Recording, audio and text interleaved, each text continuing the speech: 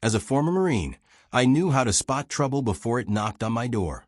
But when three strangers in wrinkled suits showed up at my house, claiming to be HOA enforcers and demanding to see my 7-year-old daughter, Riley, for some nonsense about child safety compliance, my blood ran cold. That Thursday turned into the wildest day of my life. The kicker? My neighborhood, Willow Grove, didn't even have an HOA. This is the story of how I made those con artists crawl to the police station, knees busted, after they tried to mess with my kid. I'm Madison Carter, and I'd do anything to keep Riley safe. Where are you watching from? Drop a comment if you think these scammers got what was coming. For 5 years, I'd lived quietly in Willow Grove, a cozy suburb an hour outside Seattle. After a decade in the Marines, surviving deployments that still haunted my dreams, and losing my wife, Sarah, to a car accident 3 years back, all I wanted was a calm life for Riley and me. I'd traded combat boots for a laptop, working from home as a fraud investigator for a bank. It let me be there when Riley hopped off the school bus, her backpack bouncing as she ran to tell me about her day. Willow Grove was perfect, tree-lined streets, kids playing in yards, neighbors who waved. No HOA telling me how to mow my lawn or what flowers to plant. When I bought the house, the realtor bragged about that freedom, and after years of following orders, I loved it. Riley was my world. At 7, she had her mom's bright eyes and my stubborn streak. She was obsessed with painting tiny birdhouses, scattering them around our yard like a colorful village. Every evening, we'd sit on the porch, her explaining why blue jays were cooler than sparrows, while I nodded, half listening, just happy to see her smile. Those moments were what I fought for overseas, what kept me going after Sarah's death. Our routine was simple. Riley caught the bus at 7:15. I worked on fraud cases till she got home at 2:30. Then we'd build birdhouses or explore the nearby creek. Weekends meant soccer games and barbecues with neighbors like Emma, a nurse who lived next door, and her son, Noah, Riley's best friend. Willow Grove felt like a postcard, built in the early 2000s by a local developer, Jordan Hayes, who hated HOAs as much as I did. The neighborhood had charm. Every house was different, lawns were messy in a good way, and folks looked out for each other. We had teachers, young families, even an old pilot who told war stories at block parties. Trouble started on a crisp October morning when Emma knocked on my door, holding a fancy envelope. "Madison, you get one of these?" she asked, worry creasing her face. The letter was from the Willow Grove HOA, claiming she owed $250 for unauthorized yard decorations, Riley's birdhouses. I frowned. "Emma, we don't have an HOA." The letter looked official, with a logo in fine print, but my fraud training kicked in. Something was off. I studied the paper. The email was a generic Yahoo address, the phone number had an out-of-state area code, and the website URL was brand new. I checked online, no record of a Willow Grove HOA. My gut screamed scam. That night, I texted our neighborhood group chat. 6 other families got similar letters, citing violations like too many porch plants or a basketball hoop in the driveway. Fines ranged from $100 to $400. The Petersons were hit for their kid's swing set, and old Mr. Lee got a $350 fine for his koi pond. Each letter was polished, with legal jargon that could scare anyone into paying. But I'd seen fake documents before in the Marines and at work. This was no amateur job, but it wasn't perfect either. I spent hours digging online. The HOA website was registered to a shady company in Panama. The phone number traced to a virtual office in Texas. The logo was stolen from a real HOA in Colorado, tweaked just enough to pass. Whoever was behind this had done their homework, but they'd left crumbs. I shared my findings with Emma and Noah's dad, Jordan, a retired cop who lived down the street. Over coffee in my kitchen, Jordan shook his head. "Been here 12 years, Madison. No HOA ever." Hayes made sure of it. "This smells like a con." He checked the phone number through police channels. Nothing solid yet. "It's not illegal to pretend you're an HOA unless they take money," he said. "But this feels like it's building to something worse." His words stuck with me. I'd seen scams escalate in my fraud work, start with letters, then threats, then worse. I set up extra security cameras around my house, just in case. Riley noticed, tilting her head as I adjusted one.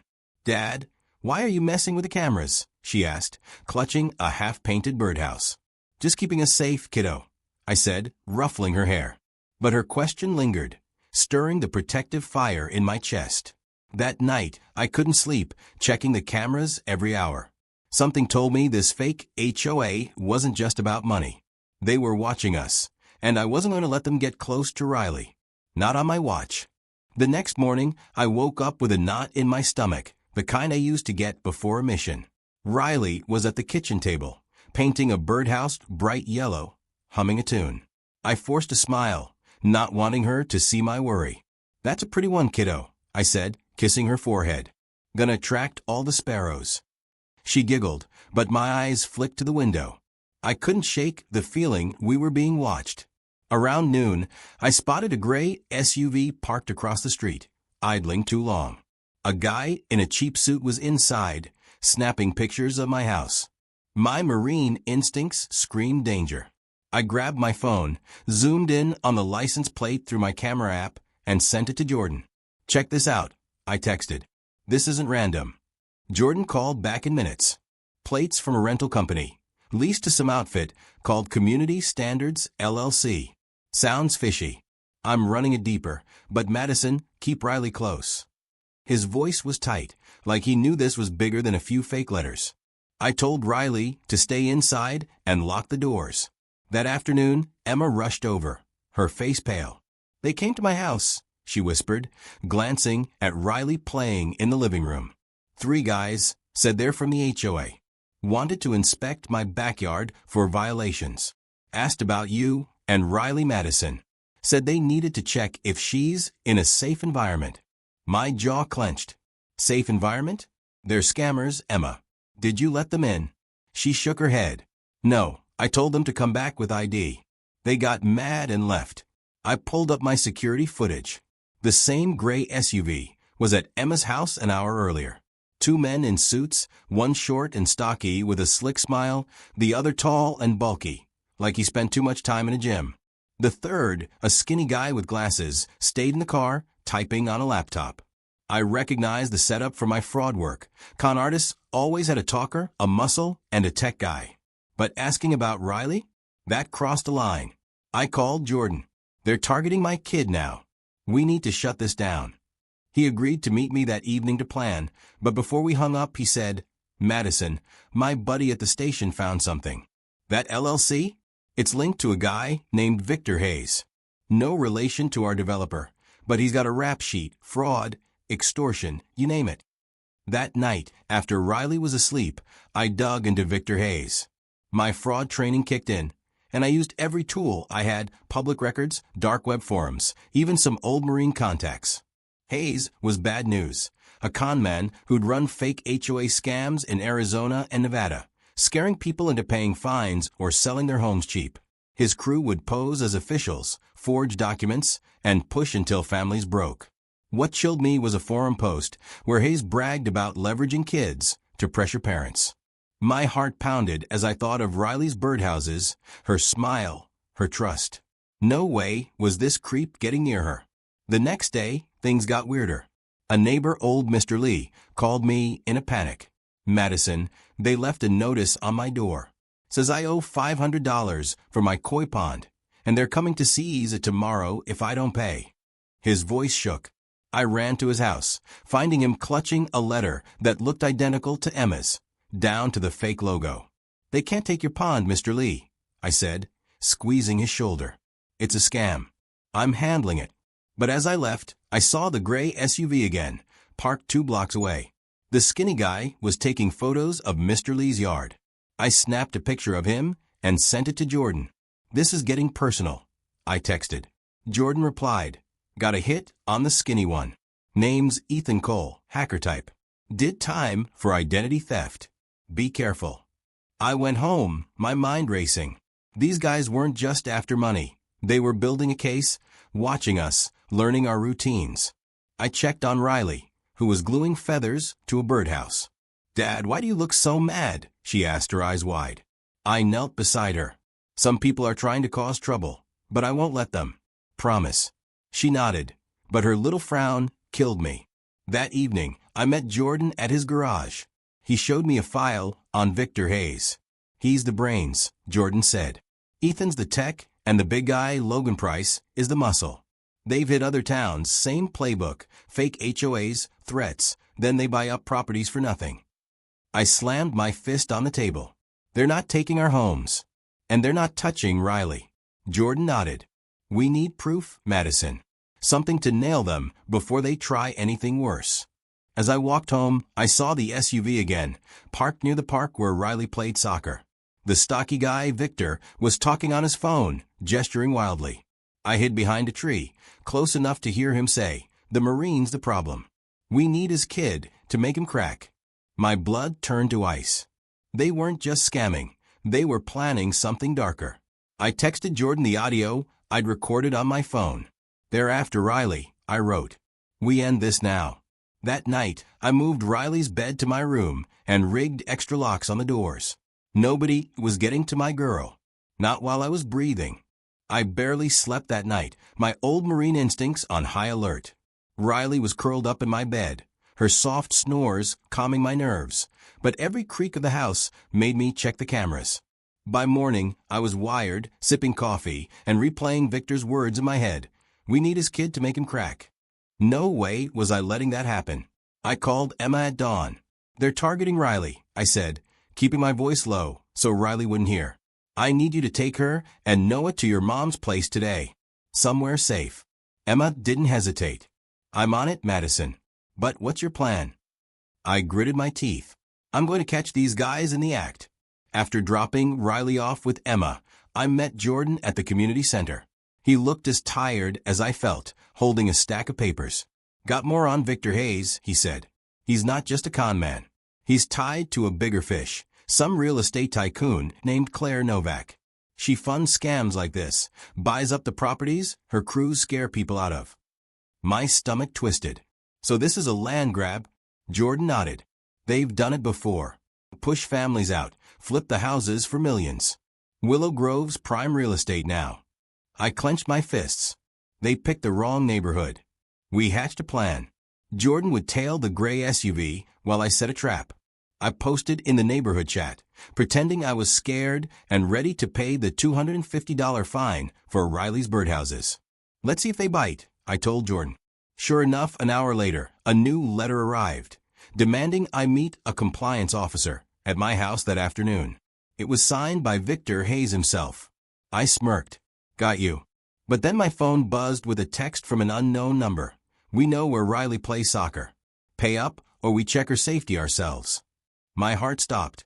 I called Emma immediately. "You with Riley?" I asked, my voice shaking. "Yeah, she's fine, Madison. We're at my mom's," Emma said. "What's wrong?" I sent her the text. "Lock the doors. I'm handling this." I showed Jordan the message. His face darkened. "They're watching the kids, Madison. This is bad." We decided to loop in Mr. Lee and a few neighbors for backup. At noon, I waited at my house, cameras rolling.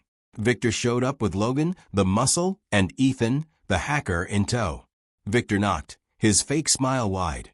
"Mr. Carter, here to settle the fine," he said, holding a clipboard. I played along. "Yeah, I just want this over. But why is it always about my daughter?" Victor's eyes flickered. "Kids need safe homes. We're just doing our job." Logan stepped closer, cracking his knuckles. I stayed calm, my Marine training keeping me steady. "Come inside, let's talk," I said, knowing my cameras caught every word. Inside, Victor got cocky. "You're smart, Carter, but not smart enough. Pay the $250, or we report your kid's unsafe yard to child services." I leaned forward, voice low. "You're not HOA. There is no HOA. Who's Claire Novak?" Victor froze, then laughed nervously. "No idea what you're talking about." But Ethan, the skinny guy, looked panicked, typing furiously on his laptop. I grabbed the clipboard, revealing fake forms with Claire Novak's company logo buried in the fine print. "Got you," I said again louder. Logan lunged at me, but I sidestepped, pinning his arm behind his back in one move. "Don't test a Marine," I growled. Victor bolted for the door, but Jordan was waiting outside with Mr. Lee. who held a baseball bat and a grin. Going somewhere? Jordan asked. We tied them up with zip ties for my garage, my heart pounding with rage and relief. Why Riley? I demanded, towering over Victor. He smirked, even caught. Kids make parents weak. Claire's orders. I wanted to break his jaw, but I held back. Jordan called his cop buddy, who arrived in minutes. The police searched Ethan's laptop, finding emails from Claire Novak detailing the scam, targeting Willow Grove, forging documents, and even a plan to relocate kids if parents didn't pay. My blood boiled. They'd planned to kidnap Riley to force me out. You're done, I told Victor, my voice cold. But as the cops cuffed them, Ethan muttered, Claire's got more guys. This isn't over. A chill ran down my spine. I looked at Jordan. We need to find her, I said. He nodded. We will. That night, I picked up Riley from Emma's mom's house. She ran into my arms, holding a new birdhouse painted green. For you, Dad, she said, smiling. I hugged her tight, hiding my fear. Claire Novak was still out there, and her crew wasn't done. I kissed Riley's head, vowing to end this. Nobody threatened my kid, and walked away.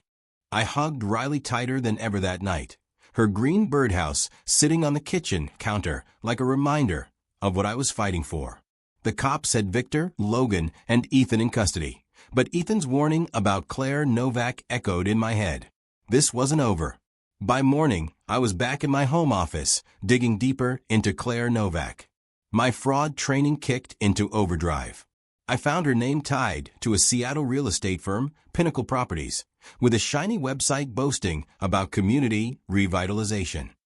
Buried in public records, I spotted her buying up homes in small towns, all linked to fake HOA scams.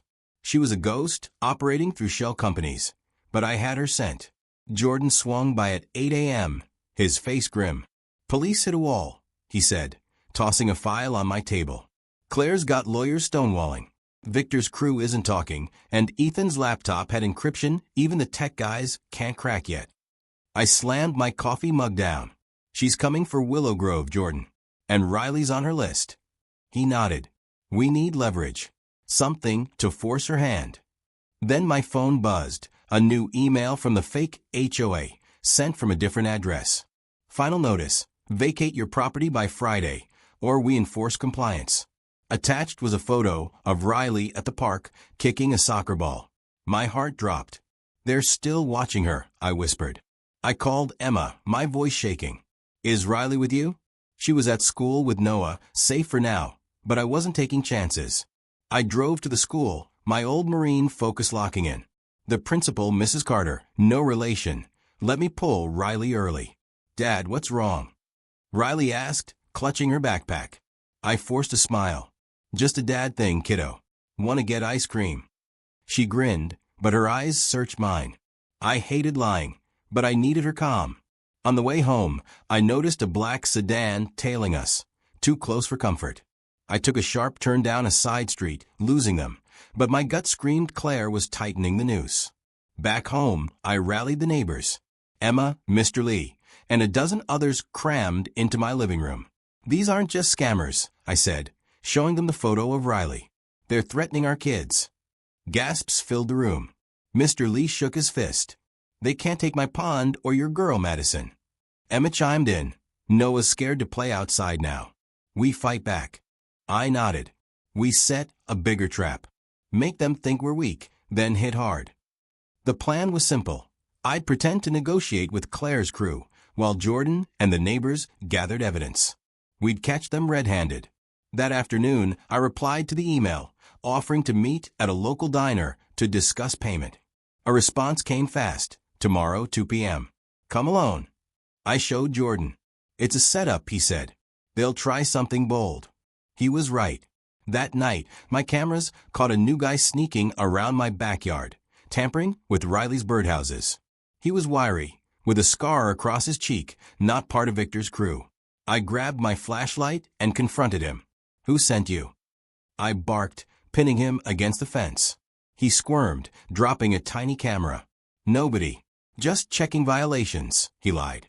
I zip-tied his hands and called Jordan. The guy's wallet had an ID. Owen Blake, employed by Pinnacle Properties. Jordan searched Owen's phone while I stood guard. Jackpot, Jordan said, holding up a text from Claire herself. Get dirt on Carter's kid. We need leverage to close the deal. My blood boiled. This wasn't just about houses, it was personal. Owen smirked, even tied up. You're done, Marine. Claire owns this town. I leaned close, my voice low. Not my daughter. Not my home. Jordan's cop buddy took Owen away, but the real twist came when we checked the tiny camera. It had hours of footage, not just of my yard, but of Emma's house, Mr. Lee's pond, even Noah's bike in the driveway. Claire's crew was building a blackmail file on the whole neighborhood. I sat Riley down that night, her eyes wide as she painted another birdhouse. Dad, are we in trouble? She asked, her voice small. I hugged her. No way, kiddo. I've got this. But inside, I was raging. Claire Novak wasn't just a scammer. She was a predator, and Willow Grove was her prey. I texted Jordan. We end this tomorrow at the diner. Claire's going down. He replied, I'm with you. Let's make them regret stepping foot here. As I tucked Riley in, I checked the locks twice, my marine senses on edge. Claire thought she could scare me. She was about to meet a father who'd burned the world down for his kid. The morning of the diner meeting, I woke up with my heart racing, like I was back in the Marines waiting for an ambush. Riley was still asleep, her green birdhouse on her nightstand, a reminder of what I was fighting for. I checked my cameras, nothing new, but that didn't ease the tightness in my chest. Claire Novak's crew was bold, and her text about closing the deal meant she was planning something big. I kissed Riley's forehead and headed to the diner, my old service knife tucked in my boot, just in case. Jordan met me in the parking lot, his eyes sharp. Got a bad feeling, Madison, he said. Claire's not showing herself yet. Be ready for anything. Inside the diner, I sat in a corner booth, my back to the wall, marine instincts on full alert. At exactly 2 p.m., a woman walked in, not Claire, but someone new. She was tall, with sharp eyes and a fake smile, carrying a briefcase. Mr. Carter? I'm Lisa Reed, Willow Grove HOA, she said, sliding into the booth. I didn't buy it. No, HOA here, Lisa. Who's Claire Novak? Her smile faltered, but she pushed a contract toward me. Sign this, pay $500, and we dropped the violations. For Riley's sake. My blood boiled at Riley's name. You're not getting a dime, I said, leaning forward. And you're not touching my kid. She laughed cold. You're stubborn. Claire likes that. Makes breaking you fun. Before I could respond, Jordan texted me. 2 guys outside, watching the diner. One's got a gun. My pulse spiked. I glanced out the window, spotting a black van with tinted windows. Lisa noticed and smirked. Sign, or things get messy. I stood, towering over her. Tell Claire she's messing with the wrong dad. As I spoke, Jordan slipped inside, signaling he'd called his cop buddy. But then the door swung open, and a new face walked in, Claire Novak herself. I recognized her from photos online. Polished suit, gray hair, eyes like a shark. Enough games, Carter, she said, her voice smooth. Sell your house cheap, or Riley pays the price. I clenched my fists, ready to lunge, but Jordan grabbed my arm. Not here, he whispered. Claire sat unfazed. My team's watching your daughter's school. One call, and they move. My heart stopped. I'd left Riley with Emma's mom, not at school, but Claire didn't know that. I played along, voice steady. What do you want, Claire? She leaned back, smug. Willow Grove's worth millions. Your neighbors are scared. They'll sell once you crack. And you will for Riley. I forced a nod, buying time. Let's talk outside, I said, knowing Jordan's cop friend was close. We stepped into the parking lot, Claire and Lisa ahead, the 2 goons from the van joining them. One was bulky, with a scar on his neck, the other lean, with twitchy hands. Meet Nate and Derek, Claire said. They enforce compliance. I sized them up, my marine training kicking in. Nate had a bulge under his jacket, a gun. I texted Jordan under my jacket, now. Suddenly, tires screeched as Jordan's cop buddy, Officer Riley, pulled up with 2 squad cars. Hands up. Riley shouted. Claire's face twisted, but she didn't run.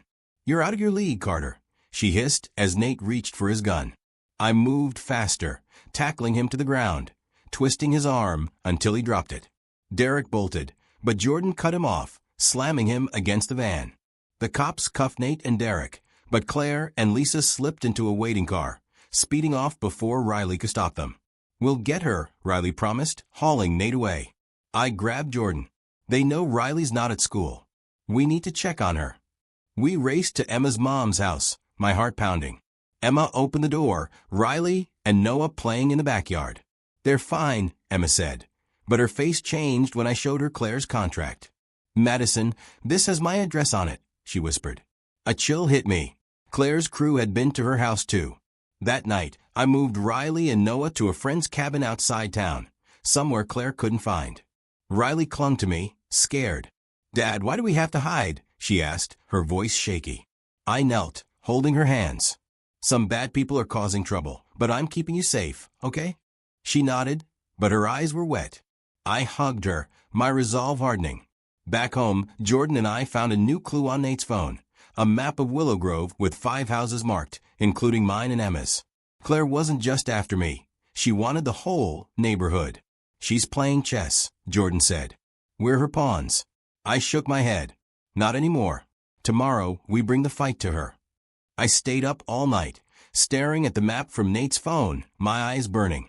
5 houses in Willow Grove were marked, mine, Emma's, Mr. Lee's, and 2 others. Claire Novak wasn't just scamming. She was planning to gut our neighborhood. I thought of Riley, safe at the cabin with Emma's mom, but her scared voice asking why we had to hide tore at me. I wasn't just fighting for my home anymore. This was about everyone I cared about. Jordan crashed on my couch, snoring lightly, but I couldn't rest. At dawn, I called Officer Riley. "Claire's still out there," I said. "We need to hit her where it hurts." Riley sighed. "Her office is locked tight, Madison. No warrant yet. But we found something on Nate. He's got a sister, Mia, who works for Claire. She might talk." Jordan woke up, rubbing his eyes. "Mia? That's a lead. Let's find her." We tracked Mia to a rundown apartment complex 20 miles away, using an address from Nate's phone. My heart pounded as we knocked on her door. A young woman answered, her face tired, eyes darting. "What do you want?" she asked, voice shaky. I kept my tone soft. "Mia, I'm Madison. Your brother Nate's in jail. He's mixed up with Claire Novak, and she's after my kid. Help us stop her." Mia hesitated, then let us in. Her apartment was small, cluttered with baby toys. "I've got a son," she said. "Claire pays me to keep quiet, but I hate her. She's evil." My gut twisted. Mia was trapped, just like us. Mia spilled everything. Claire ran Pinnacle Properties like a mob boss, hiring ex-cons like Nate to scare families out of their homes. "She's got a file on you, Madison," Mia said, handing me a USB drive. "Photos, your routines, even Riley's school schedule. She wants your house, first to break the neighborhood." I clenched the USB, rage bubbling. "Why Riley?" I asked. Mia looked down. "Claire says kids make parents weak. She's done it before, threatened families, even took a kid once to force a sale." Jordan cursed under his breath. "Where's Claire now?" he asked. Mia bit her lip. "She's meeting buyers tonight at a warehouse in Tacoma. Big deal, millions. Your houses are the prize." That was our chance. But then my phone rang. Emma panicked. "Madison, someone's outside the cabin." I saw a car circling. My heart stopped. "Get Riley and Noah to the back room, lock it," I said. "I'm coming." I turned to Mia. "You're with us. Help us end this, for your son." She nodded, tears in her eyes. Jordan and I raced to the cabin, Mia in the back seat. The whole drive, I gripped the wheel, picturing Riley's face. When we got there, Emma was holding a kitchen knife. Riley and Noah huddled behind her. "They're gone," Emma whispered, but a note was taped to the door. "Sell, or the kids aren't safe." I hugged Riley tight, her small body trembling. "Dad, I'm scared," she said. I kissed her head. "I've got you, kiddo. Always." We moved Riley and Noah to Jordan's sister's house, a safer spot. Back at my place, I plugged in Mia's USB. It was worse than I thought. Hundreds of files on Willow Grove families, their bank accounts, even medical records. Claire had hacked our lives. But the real twist hit when I found an email from Claire to an unknown contact. Carter's trouble. If he doesn't break, take the girl. My vision blurred with anger. Jordan grabbed my shoulder. We crashed that warehouse tonight, he said. End it. I nodded, but Mia's phone buzzed. She gasped. It's Claire. She knows I talked. The message read, traitors don't last. Stay quiet or your son's next. Mia sobbed, clutching a photo of her baby. I put a hand on her shoulder. We protect your son, too, Mia. You're one of us now. Jordan and I planned fast. We'd hit the warehouse, record Claire's deal, and get it to Riley. But as we loaded my truck with gear, cameras, zip ties, my old Marine flashlight, Mr. Lee showed up with Emma and 3 neighbors. We're done hiding, Mr. Lee said, holding his bat. They threatened my pond, your kid. We're in. Emma nodded. Noah's safe. Let's fight for our homes. My chest swelled. Willow Grove was family. We drove to Tacoma, hearts pounding, ready to face Claire. But as we parked near the warehouse, a new car pulled up, a black SUV, not Claire's crew. A man stepped out, wearing a suit too nice for a scam. That's no buyer, Jordan whispered. That's her boss. My stomach dropped. Claire wasn't the top dog, someone bigger was pulling the strings, and we were walking into their trap. We crouched behind a stack of crates outside the Tacoma warehouse, the night air cold and thick with tension. The black SUV's driver, a man in a sleek suit, disappeared inside with Claire Novak. Jordan whispered, that's no regular buyer. He's running the show. My gut churned. Claire wasn't the top dog, someone bigger was behind this, and we'd walked into their den. Mia clutched her phone, her hands shaking. If Claire knows I'm here, my son's done for, she said, voice breaking. I grabbed her shoulder. We'll keep him safe, Mia. Stay sharp. Emma nodded, gripping a flashlight, while Mr. Lee held his bat like a warrior. Our neighborhood crew was ready, but my heart pounded for Riley, safe at Jordan's sister's place. I wasn't losing her to these monsters. Jordan and I crept closer, cameras on, recording everything. Through a grimy window, we saw Claire and the mystery man, now joined by Lisa Reed and 2 new goons. They stood around a table covered with maps of Willow Grove, pointing at our houses. Carter's the holdout, Claire said, her voice clear through the cracked window. Once he's gone, the rest fold. The man, tall with a sharp jaw, laughed. Break him through the kid. Works every time. My blood boiled. I signaled Jordan to keep recording. We needed proof to bury them.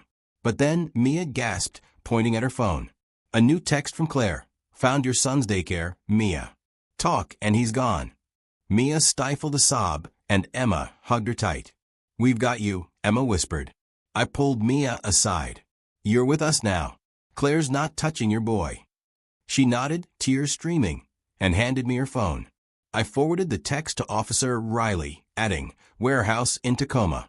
Get here fast. But then a new twist hit. One of the goons inside pulled out a laptop, showing a live feed of Jordan's sister's house. Riley and Noah were in the backyard, painting birdhouses, clueless to a hidden camera. My heart stopped. They've got eyes on my kid, I hissed. Jordan's face went pale. My sister's place is supposed to be safe. I grabbed his arm. We end this now, or they get to Riley. He nodded, jaw tight. We split up. Jordan and Emma circled to the back entrance, while Mr. Lee and the neighbors watched the SUV. I took Mia with me, creeping toward a side door. Inside, the warehouse smelled of oil and dust, stacked with crates labeled Pinnacle Properties. I overheard the mystery man, who Claire called Mr. Vaughn. We closed this deal and Willow Grove's ours, he said. $10 million minimum. Claire smirked. Carter's kid is the key. We grab her, he signs. I clenched my fists, my Marine training screaming to act. Mia whispered, that's Vaughn Holt. He owns half of Seattle's real estate. Claire's just his puppet. Another twist. Claire wasn't the mastermind. Vaughn was. I signaled Mia to stay low and moved closer, recording Vaughn's every word. But then a goon spotted us, shouting, intruders. All hell broke loose. I tackled the goon, slamming him into a crate, my service knife at his throat. Stay down, I growled. Claire bolted for the back, but Jordan was there, blocking her. Not so fast, he said, zip-tying her wrists. Emma knocked out the second goon with her flashlight. Her nurse's calm turned fierce. But Vaughn was slick. He slipped through a side exit, his SUV peeling out before we could stop him. Lisa screamed, "You're dead, Carter," as Mr. Lee zip-tied her, grinning. "Keep talking, lady. My bat's ready." We dragged Claire and Lisa to the center of the warehouse, my camera still rolling. "Where's Vaughn going?" I demanded, towering over Claire. She spat, "You're nothing, Marine. He'll take your kid and burn your house down." I leaned close, voice cold. "You're crawling to the police station when I'm done." Officer Riley burst in with 3 cops, guns drawn. "Got your text, Madison," he said, cuffing Claire. The laptop's feed was still live, showing Riley safe, but my heart wouldn't slow. Riley checked the laptop. "Vaughn's got a private jet at a nearby airfield. He's running." I looked at Jordan. "We stop him. Tonight." As the cops hauled Claire and Lisa away, I called Jordan's sister. "Riley's okay," she said, but her voice shook. "Someone was here, Madison. They left a note in a birdhouse. Last chance." I hugged Mia, who was crying softly. "Your son's safe now," I said. She nodded, but I saw the fear in her eyes. Vaughn Holt was still out there, and he knew where Riley was. I grabbed my truck keys, Jordan and Emma beside me. "We're ending this," I said. "For Riley, for Mia's son, for Willow Grove." The fight wasn't over, but I was ready to make Vaughn regret ever hearing my daughter's name. We sped toward the airfield, my truck roaring through the dark Tacoma streets. Jordan was on the phone with Officer Riley, who confirmed Vaughn Holt's jet was prepped for takeoff. "He's got 10 minutes before he's gone," Riley said. My hands gripped the wheel, picturing Riley's face, her birdhouses, her trust. Vaughn had threatened my daughter, our home, our neighborhood. This ended tonight. Emma sat beside me, her voice steady. "We've got the evidence, Madison. He's not escaping." Mia in the back seat clutched her son's photo, whispering, "I'm sorry I helped them." I glanced back. "You fixed it, Mia. You're one of us now." Jordan nodded. "Let's make Vaughn crawl." We reached the airfield, a small private strip lit by floodlights. Vaughn's jet was on the tarmac, engines humming. I spotted his black SUV parked nearby, 2 new goons guarding it. My Marine training took over. "Jordan, flank left. Emma, stay with Mia, record everything," I said, handing her my phone. I crept forward, sticking to the shadows. Vaughn was at the jet steps, barking orders into a phone. "Get the deal done. Carter's finished," he shouted. My blood boiled. I signaled Jordan, and we moved fast. I tackled one goon, kneeing his leg hard, crack. He screamed, collapsing. Jordan took the other, pinning him down. "Stay put," Jordan growled. Vaughn spun around, eyes wide. "Carter," he spat, pulling a gun. I dove behind a crate, my heart pounding. "You're done, Vaughn," I yelled. "Cops have your files, your crew, everything." He laughed cold. "You think I can't start over? Your kid's still a target." That was it. I rushed him, dodging a wild shot, and slammed his wrist against the jet stairs. The gun clattered away. I pinned him, my knee on his chest. "Threaten Riley again, and you don't walk," I said, my voice ice. Jordan zip-tied Vaughn's hands, but then a new twist hit. Car lights flashed. Another SUV screeched up, and Lisa Reed stepped out, free. "Cops let me go," she smirked. "No evidence." My stomach dropped, but Emma held up my phone. "Got you now," she said, streaming live to the neighborhood chat. Lisa's face paled as Riley's squad cars roared in. "You're on camera, lady," Riley said, cuffing her again. Vaughn struggled, but I leaned close. "You're crawling to the station, just like I promised." The cops agreed to let me make it happen. We dragged Vaughn, Nate, and Lisa to the main road, their knees scraped and bruised from the fight. Neighbors lined the street, phones out, cheering. Mr. Lee tossed cookies to the crowd, grinning. "Take that, scammers," he shouted. Emma hugged Mia, who sobbed with relief, her son safe. The police took over, hauling Vaughn's crew away. Riley showed me the final nail. Mia's USB had cracked open Claire's encrypted files, linking Vaughn to dozens of scams across the state. "He's facing life," Riley said. "Your neighborhood's safe." I drove back to Willow Grove, exhausted but lighter. Riley ran out when I pulled up, throwing her arms around me. "Did you beat the bad guys, Dad?" she asked, eyes shining. I laughed, lifting her up. "Yeah, kiddo. With a lot of help." Emma, Jordan, and the neighbors joined us, setting up Riley's birdhouses in a new community garden. "No HOA here," Jordan said, hammering a sign that read, "Willow Grove, stand strong." That night, I tucked Riley in, her green birdhouse glowing under a lamp. "Dad, are we okay now?" she asked, voice small. I kissed her forehead. "Better than okay. We've got the best neighbors in the world." She smiled, drifting off. I stepped outside, looking at Willow Grove's quiet streets. We'd fought as a family, and we'd won. The moral?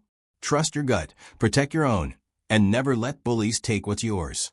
Comment below if you think Vaughn deserved to crawl. Where are you watching from? And always check who's knocking. Scammers don't stand a chance against a united neighborhood.